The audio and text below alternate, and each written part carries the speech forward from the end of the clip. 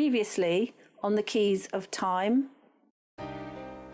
We now have the keys that are necessary to start to systematically unveil the Bible's chronology.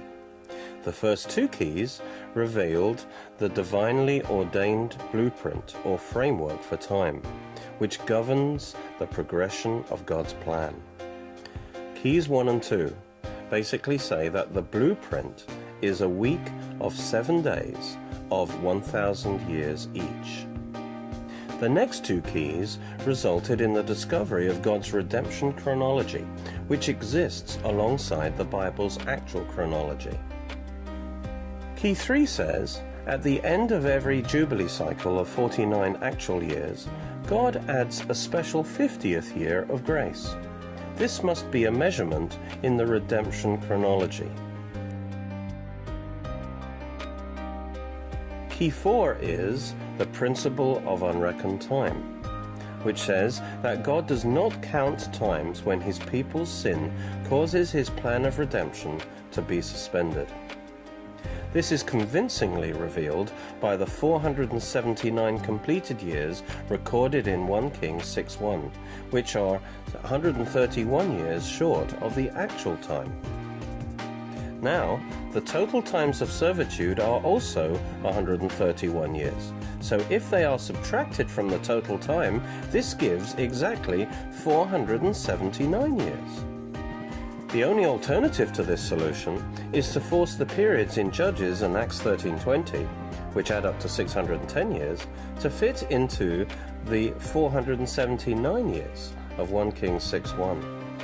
This involves torturing the scriptures. On the other hand, when the key of redemption chronology with its unreckoned times is accepted, there is a perfect harmony of all the stated times. Again, this requires the existence of a separate redemption chronology in which the years out of fellowship are not counted. These latter keys define how time is reckoned on the redemption chronology. They are like counting the number of days of pay owed to an employee. Weekends are not reckoned because work is suspended then. That's key 4. But bank holidays, which are like jubilees, are added as extra days, even though no work was done. Hence they are days of grace. And this corresponds to key number 3. So whereas keys 1 and 2 define the structure of time that governs the redemption chronology, keys 3 and 4 tell us how redemption time, as counted by God, relates to actual time, as counted by man. This is important because the progression of time within God's overall blueprint is according to redemption time, not actual time.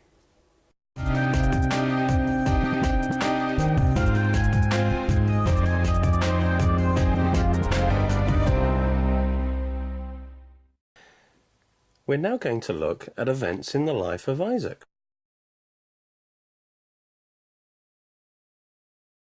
Remember, Isaac was born when Abraham was 100.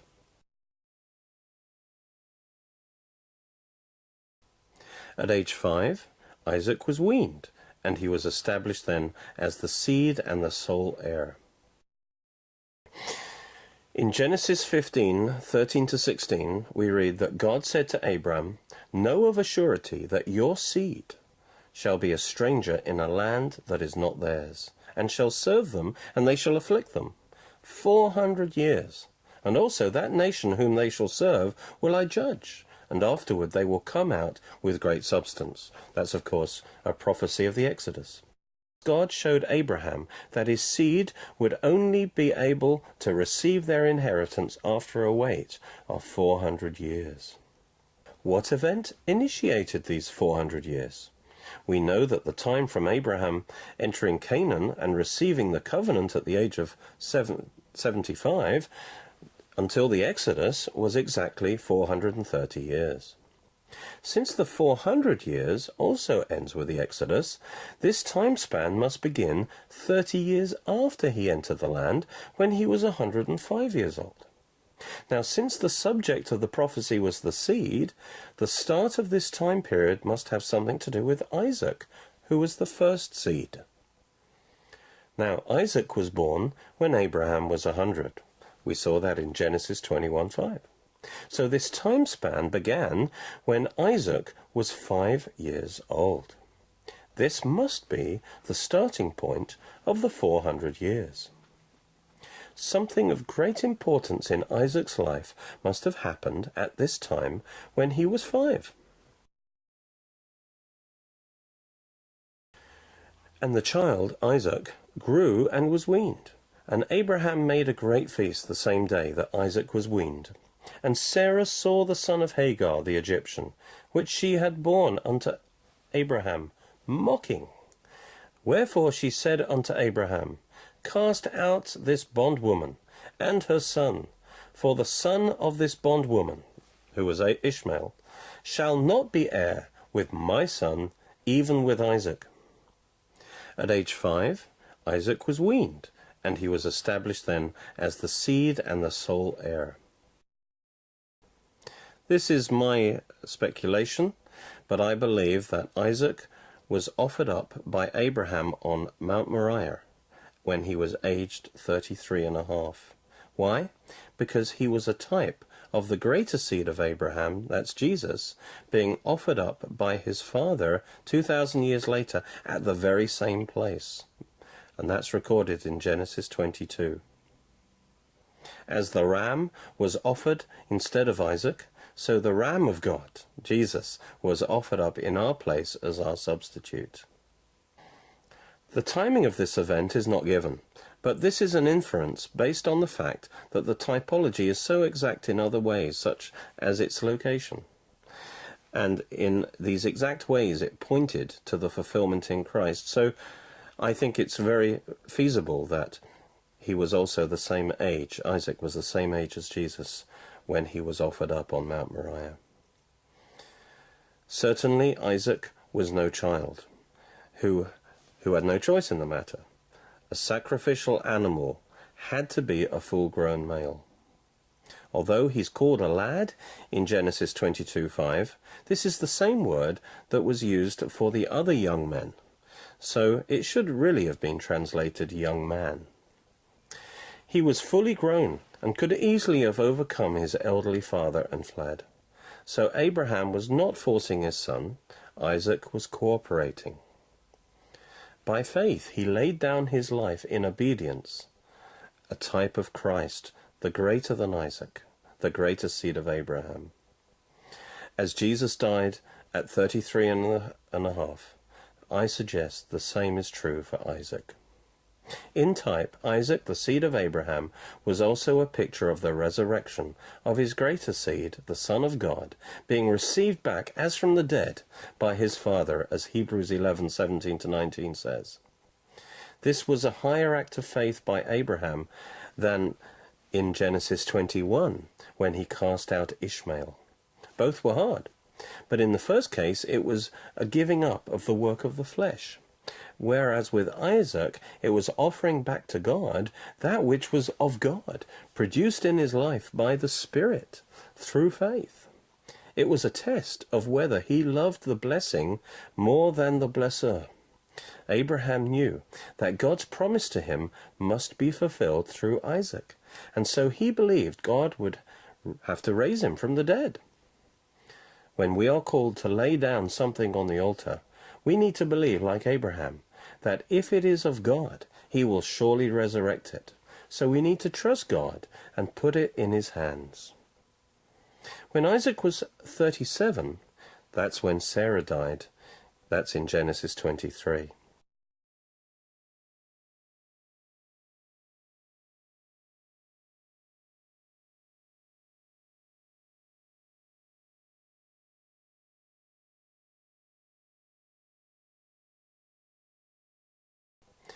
When he was 40, Isaac married Rebekah.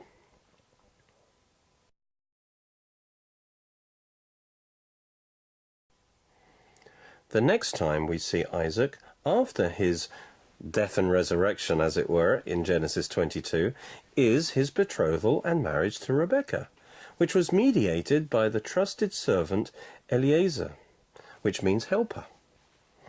This servant was sent by Abraham to bring forth a bride for his son, And this wonderful story is in Genesis 24. Likewise, the next thing after Christ's death and resurrection is that the Father sent his helper, the Holy Spirit, to call out a bride for his Son. She receives him and is betrothed to him on the basis of a promise without seeing him. And that's a picture of us, as 2 Corinthians 11:2 talks about how we're betrothed to Christ through faith. And Rebecca also received his gifts. She's a picture of the bride of Christ. She then embarked on a journey of faith led by the helper. And this is a picture of the Christian life. And this journey continued until finally she sees him face to face and is married to him. And this is a wonderful picture of the rapture of the church. Well, when Isaac was 60, that's when Esau and Jacob was born. We read in Genesis 25:26, "Afterward his brother came forth with his hand holding on to Esau's heel. So his name was called Jacob. And Isaac was 60 years old when she gave birth to them." At age 75, when Isaac was 75, that's when Abraham died. That's in Genesis 25, verse 7.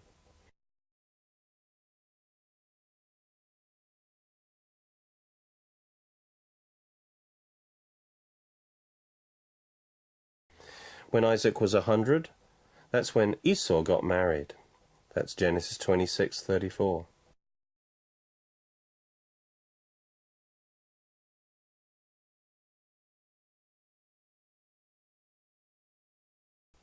When he was 137, that's when Isaac blessed Jacob rather than Esau. And that story is in Genesis 27. God's plan was always that Jacob would receive the blessing, but rather than trusting God, he deceived his father in order to get it. Esau was so angry that he was ready to kill Jacob. That's in verse 41. So Jacob had to flee to Rebekah's brother Laban in Paddan Aram, near Haran. The timing of these events, namely that Isaac was 137 at this time, has to be calculated. Moving forward, when he was 180, that's when Isaac died. Genesis 35:28 says, "The days of Isaac were 180 years."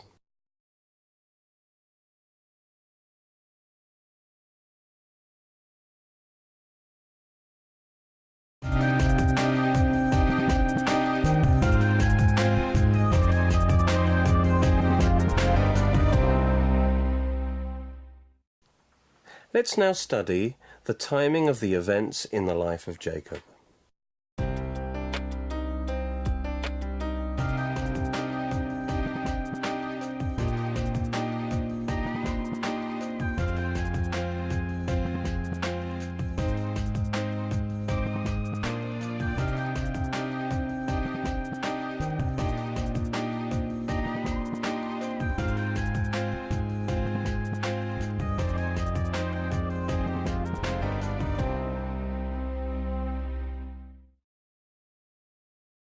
When Jacob was 77, Isaac blessed Jacob, and as a result of Esau's anger, he had to flee to Laban at Paddan Aram. En route, on Mount Moriah, as the Jews believe, he had a vision of a ladder connecting heaven and earth, with angels ascending and descending. And that's in Genesis 28:12. And this was prophetic of Christ, as is pointed out in John 1:51. And at this time, God affirmed him as the heir of the covenant with Abraham and Isaac. That's in Genesis 28:13-15.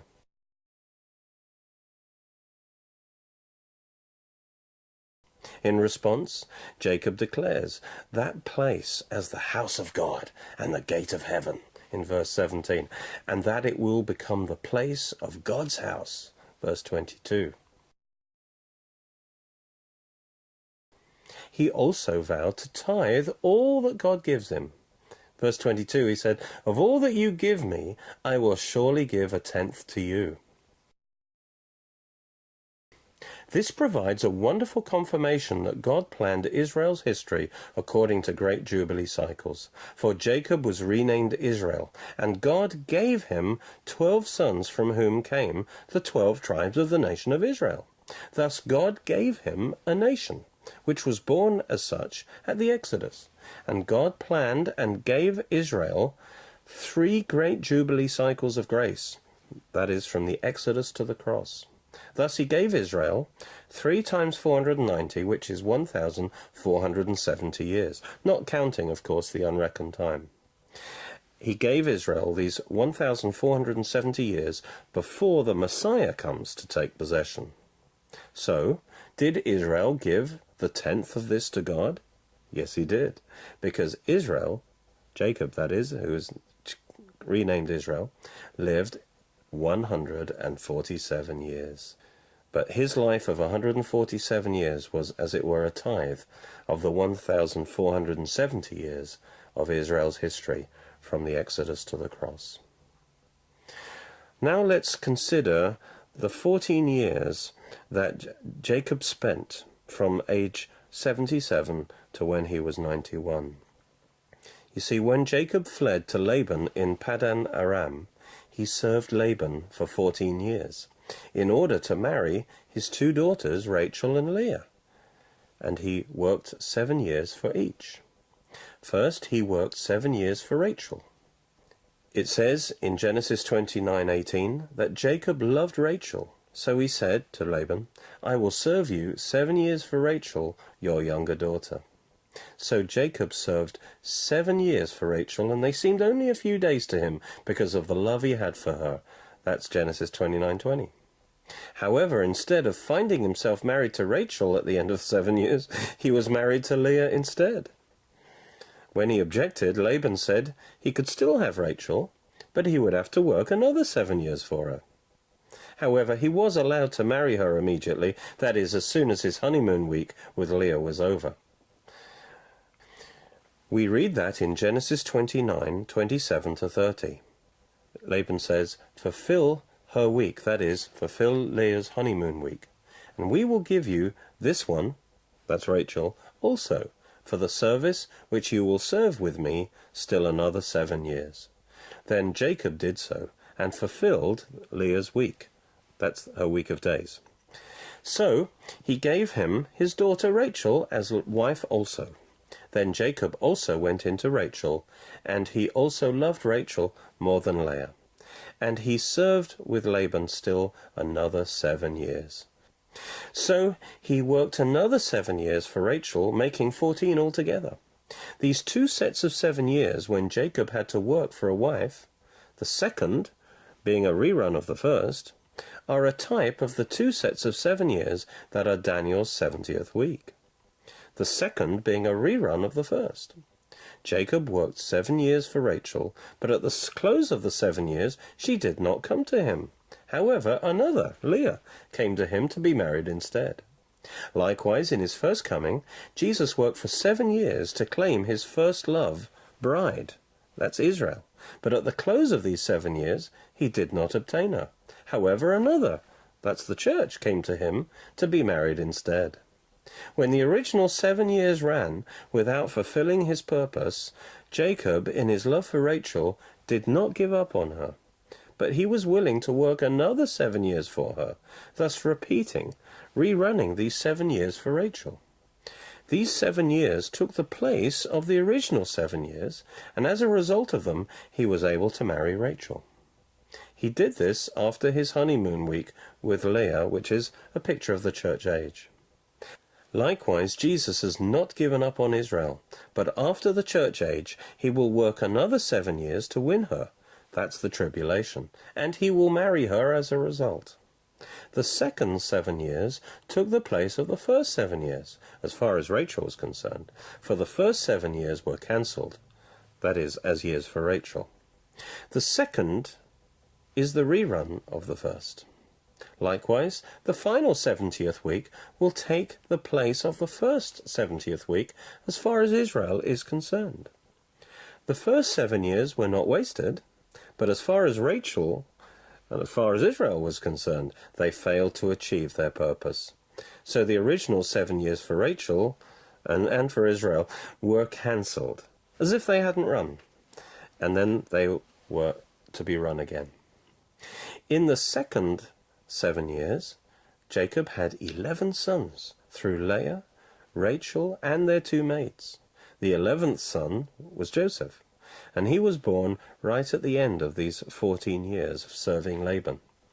We read in Genesis 30:25, "It came to pass when Rachel had borne Joseph that Jacob said to Laban, 'Send me away, that I may go to my own place and to my country.'" You see, at this point, he had now served 14 years, and so he was free to leave. But Laban asked him to continue longer in return for cattle. So it was a further 6 years before he left Laban, making a total of 14 plus 6, making a total of 20 years. We read that in Genesis 31:38 to 41. "These 20 years have I been with you," Jacob says. "Your ewes and your female goats have not miscarried their young, and I have not eaten the rams of your flock. I have been in your house 20 years, you see," he says to Laban. And then he goes on and says, "I served you 14 years for your 2 daughters, and 6 years for your flock, and you have changed my wages 10 times. Now when Jacob was 91, this is when Joseph was born. As we've seen, Joseph was born at the end of Jacob's 14 years serving Laban. But Jacob's age at this time is not given directly. However, it is possible to calculate it as follows. Joseph was 30 when he was exalted to become prime minister in Egypt. And that's when he began to rule. We read that in Genesis 41:46. Joseph was 30 years old when he stood before Pharaoh. Joseph revealed himself to his brethren after 9 years of rule. We read that in Genesis 45, verse 5 and 6. Joseph says, "Now therefore be not grieved, nor angry with yourselves, that you sold me here, for God did send me before you to preserve life. For these 2 years has the famine been in the land, and yet there are 5 years, in which there shall be neither earning nor harvest." You see, Joseph first ruled in the 7 years of plenty, and now in the second year of the 7 years of famine, this is when he revealed himself to his brethren. So by now he had ruled for 9 years. So now Joseph was 39 years old. Now, Jacob at this time was 130. You see, at that time, Joseph commanded them to return to Canaan and to bring back his father Jacob with all their possessions into Egypt. Understandably, under the circumstances, because of the famine, this was accomplished without delay. So Jacob came into Egypt when Joseph was 39 years old. When Jacob arrived, it says that Jacob said to Pharaoh, "The days of the years of my pilgrimage are 130 years. That's Genesis 47:9. So Jacob was 130 when his son Joseph was 39. Therefore, by subtracting those numbers, 130 minus 39 is 91. Therefore Jacob was 91 when Joseph was born. We can now verify our previous claim that Jacob was 77 when he fled to Laban in Paddan Aram. We've proved that Joseph was born at the end of Jacob's 14 years, serving Laban for his 2 daughters, and that Jacob was 91 at the time. Therefore, Jacob fled to Laban when he was 91 minus 14, that is, when he was 77. Now, when Jacob was 97, he returned to Canaan, leaving Laban, after working another 6 years, during which time he gained much cattle. That's in Genesis 31:41. En route, he meets, and he's reconciled to Esau, and he meets the Lord at this time, face to face in a wrestling match, and that's when he receives his new name, Israel, which means God is Prince. Then they settled first of all in Succoth, and then they moved to Shechem, and that's in Genesis 32. When he was 108, Israel believed that Joseph had been killed, but actually he'd been rejected and sold into slavery by his brethren when he was aged 17. That's in Genesis 37, verse 2. When he was 120, when Israel was 120, that's when Isaac died, at the age of 180. You see, Jacob was born when Isaac was 60. When Israel was aged 121, he didn't realize it, but Joseph, whom he believed was dead, had been exalted to the right hand of Pharaoh, because this was actually the year after the death of Isaac. When Jacob was 130, that's when he entered Egypt. This was 9 years later, of course, 9 years after Joseph was exalted to become the prime minister. That was 9 years was, of course, the 7 years of prosperity, followed by 2 years of famine. Then, at age 147, that's when Jacob died. In other words, he lived another 17 years in Egypt. He lived in the land of Egypt 17 years, so that the whole age of Jacob was 147 years. That's what Genesis 47:28 says.